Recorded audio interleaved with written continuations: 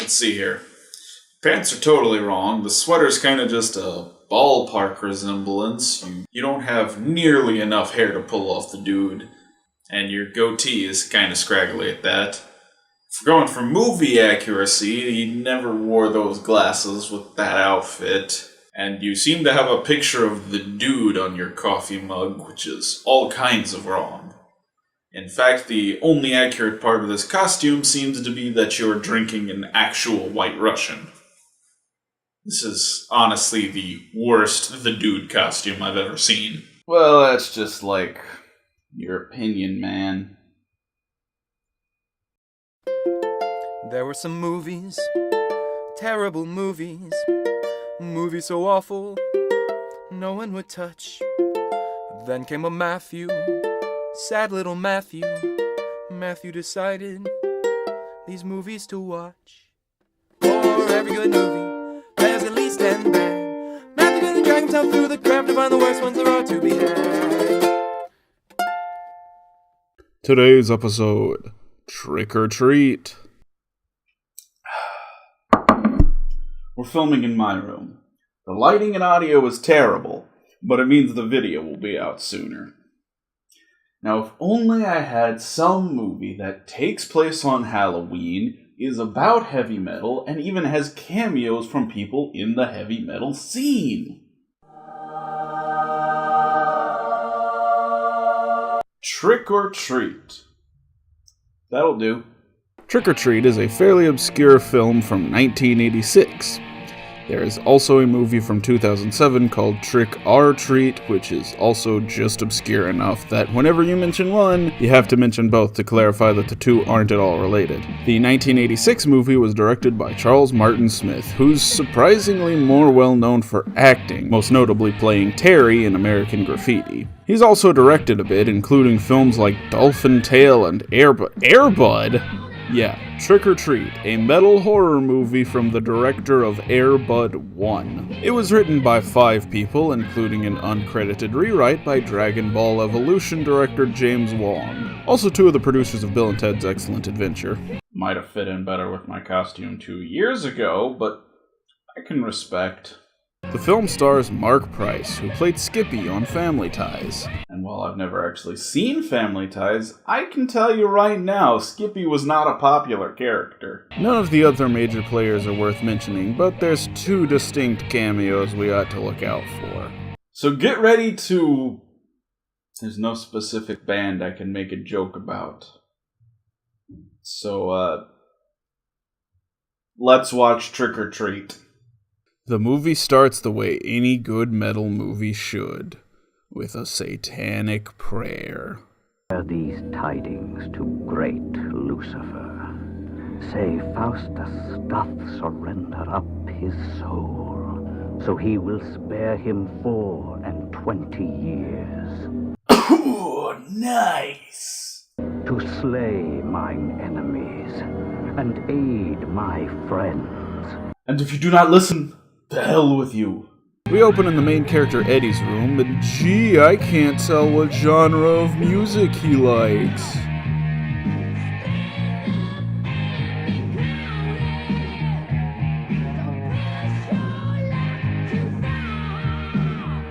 At first I thought Eddie kept a diary, but it's much less pathetic. He just has a letter of journals to his favorite metal musician, Sammy Kerr. Rock's chosen warriors will rule the apocalypse. Ragnarok, thank you. Airheads and brain deads are everywhere. Who needs them? Yes, suck it, Rick and Morty fans. Metalheads had a superiority complex long before you. Eddie is an outcast who hangs out with the geeky kid, has a crush on a girl who doesn't acknowledge him, and gets bullied in the locker room. Whoa, slow down. I can't handle all this originality. Actually, kind of a lot lately. I think about some pretty radical things. I mean, I've got thoughts in my head that nobody but you would understand. Oh shit, we may have a school shooter on our hands. Your friend forever. Ragman. Ragman? What, are you on your period? Haha, up top.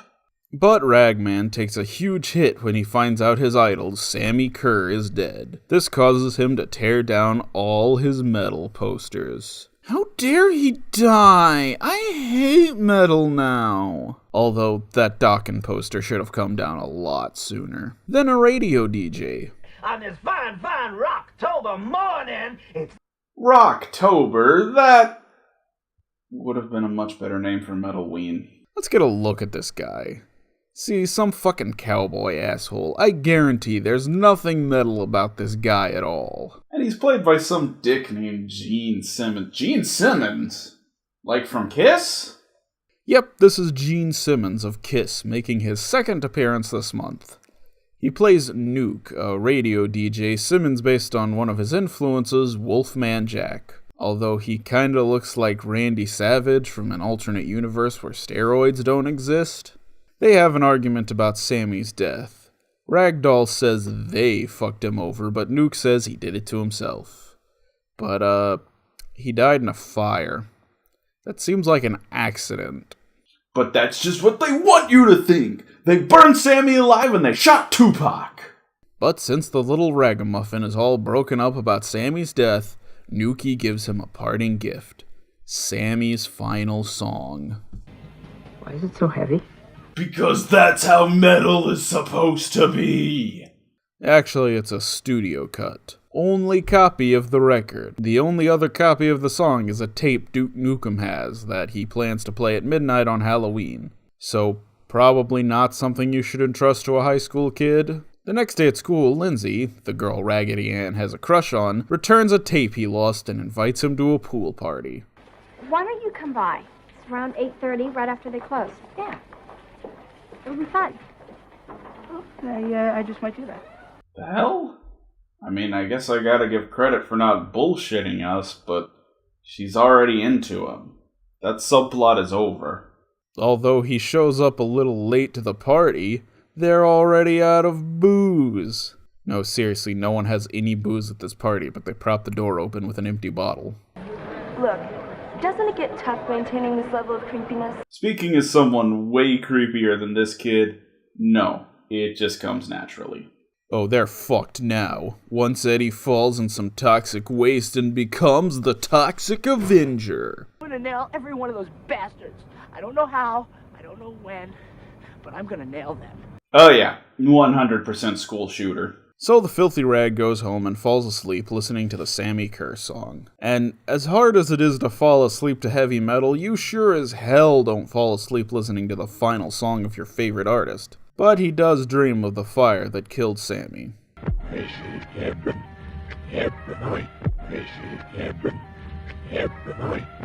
Oh, there's a scratch on the record. See, this is why you don't let kids have nice things.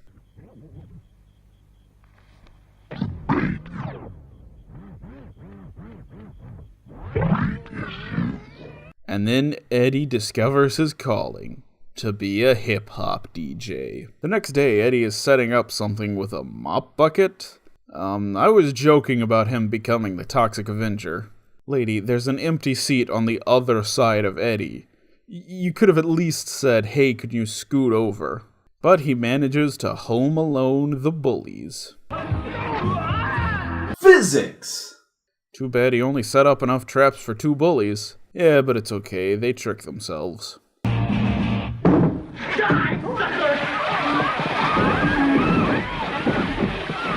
Haha, what a wacky comedy. Wait, isn't this a horror movie? I think it's your ordinary run-of-the-mill backmass message, just like he did on Fuck with Fire, Burnin' Metal, and Torture's Too Kind. Those all sound like real songs. But Reggae Man finds the record's backwards message is speaking directly to him. Ragnar. Yep, he's hearing voices. That's it. I'm not coming to school tomorrow. See you guys in the next Michael Moore movie. Sammy tells him through the backwards record to go to the wood shop. And the bullies find him there? Why would they be looking for him there? He's only there because a magical voice in his record player said so. Do you think I'm a puss? Yes. Do you think I'm a wussy fucking weak tit? Still yes. But the bully man gets his tie caught in a power drill. That is the only reason he is dressed that nice. Shit, man, I just realized this movie has bullies and satanic themes. I gotta hit up Satan the Bully. Yo, Satan, you got a cameo in this episode. Busy with what? Oh, right, the Trump administration. No, I appreciate you trampling on conservative values with continued support from the right. I just need someone to cameo in this episode. I'll cameo in this episode. I would rather you didn't. Are you sure? I can get you a toe. With nail polish. Pass.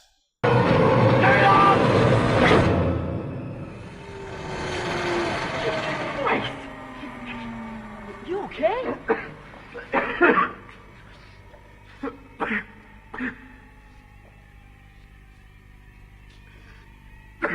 It's not over yet, man. He just saved your life, jackass. Give him a break. Meanwhile, his mom is putting away his laundry and gets concerned about the covers of his albums. If you think that's disturbing, you'd probably pass out at a Cannibal Corpse cover. And Cannibal Corpse is honestly kind of tame compared to the stuff I've seen. Eddie puts on the record to see what to do next, and...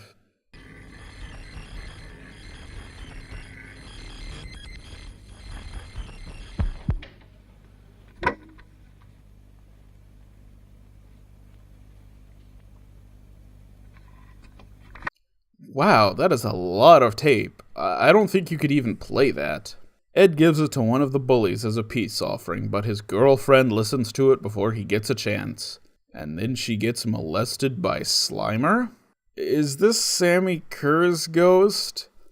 He knows she's in high school, right? He's an 80s rocker. He probably does know. And that kills her. Oh god, some fucking reverend talking about the evils of heavy metal. Look at this tool. He's probably never listened to more than 3 seconds of metal. Played by Ozzy Osbourne? Why do all these lame-looking people end up being played by famous metal stars? And wait, is that why the DVD looks like this?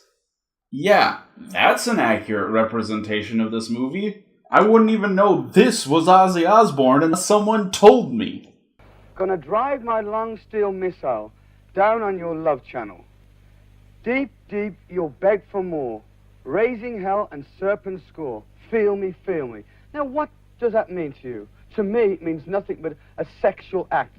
People writing songs about sex. Scandalous. It's not like people have been writing songs about sex forever.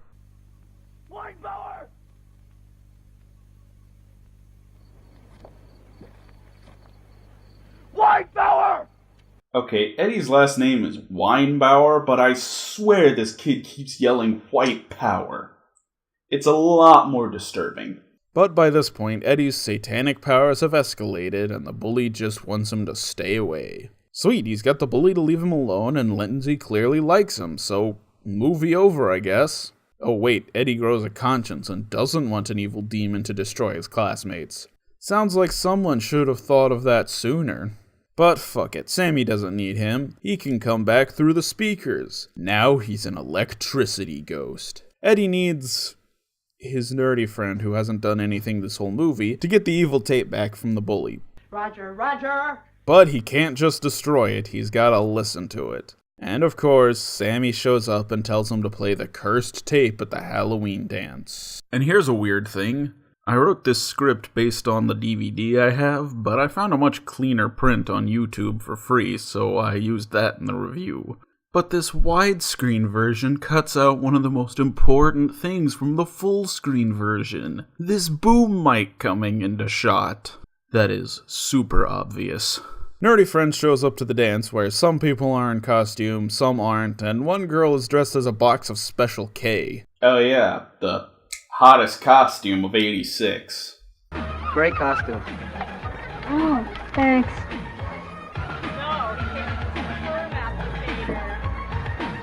Where's Eddie? Eddie? Oh, he's not here.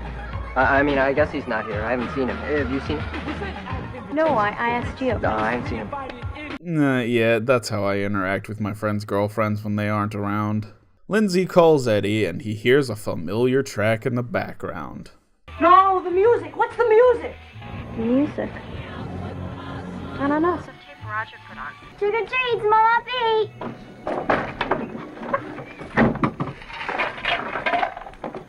Whoa! Free bowl! And uh-oh, now Sammy's teamed up with Christine to take Eddie for a joyride.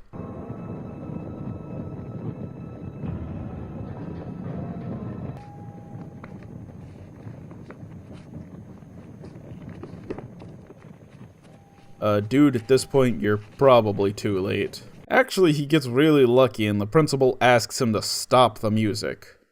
Get on with it! I choose to believe that was an intentional Monty Python reference. And now the live performance. Rock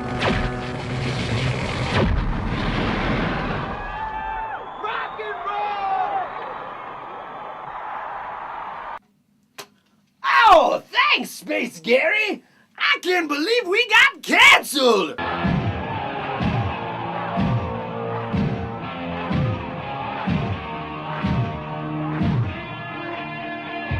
I love how the band that was gonna perform is just like, well, our guitarist just blew up, but fuck it, we'll play for this guy. And Sammy just performs a whole song, because rock and roll comes before revenge. And then, and I never thought I'd make this comparison, but it turns into the end of the SpongeBob movie meets Carrie. It is kinda awesome. Oh great, like Spinal Tap hadn't lost enough drummers. Thanks, Sammy. The bully slaps Lindsay, because we really needed another reason to want him dead, and lucky us, Sammy shows up and does just that. Ed says they need to turn off the circuit breaker, but it's locked. Luckily, Nerd Friend shows up with a crowbar. How did he know they needed a crowbar? Forget it, it's too late! Let me do one thing right! Do one thing right? This is like the second thing you've done all movie. Actually, I'm not. I love his subdued reaction to that. And look at this, Sammy killed one of the guys from Rockafire Explosion. No wonder they're not around anymore. That's the guy right there, Eddie Weinbauer. Hey, you! Eddie, you didn't do shit. Why are you running? Lindsay, rightfully so, asks Edward to explain what's going on. You've heard of raising spirits from the dead by incantations, right? Oh yeah, it was their best album. Suddenly Ed remembers Nuke's gonna play the song at midnight and tries to call the station. Who falls asleep reading porn? We have got a treat for you. A world premiere. The only Sammy Kerr album never released. So here we go.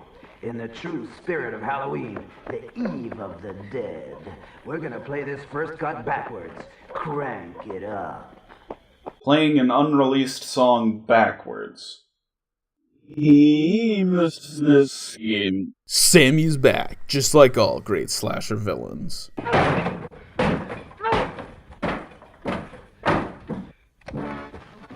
Jesus, this movie is more obsessed with destroying music equipment than Fateful Finding is with destroying laptops.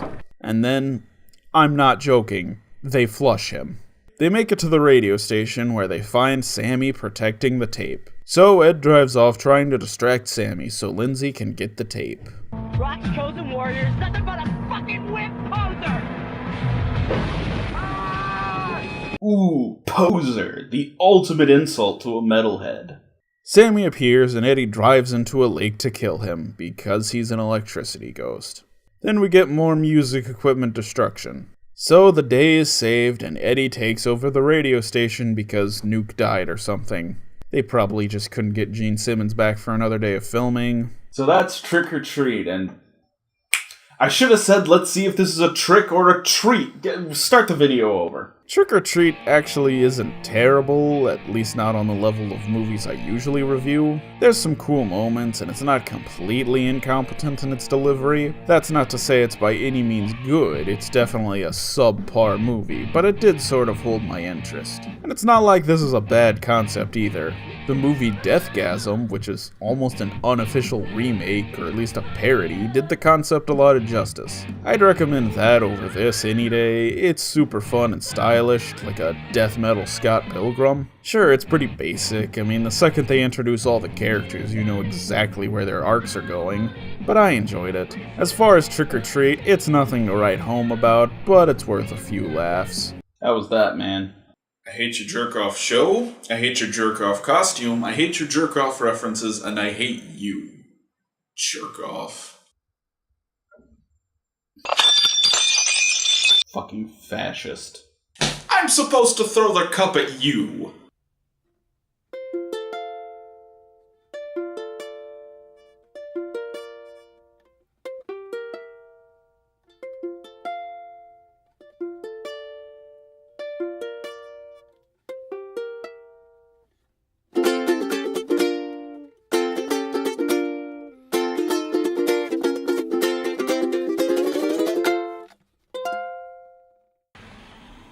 Die, commie pig. Mom, Stan's here.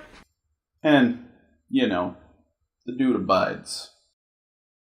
I don't want to make a swinging motion, because there's like... I actually do have a White Russian in here.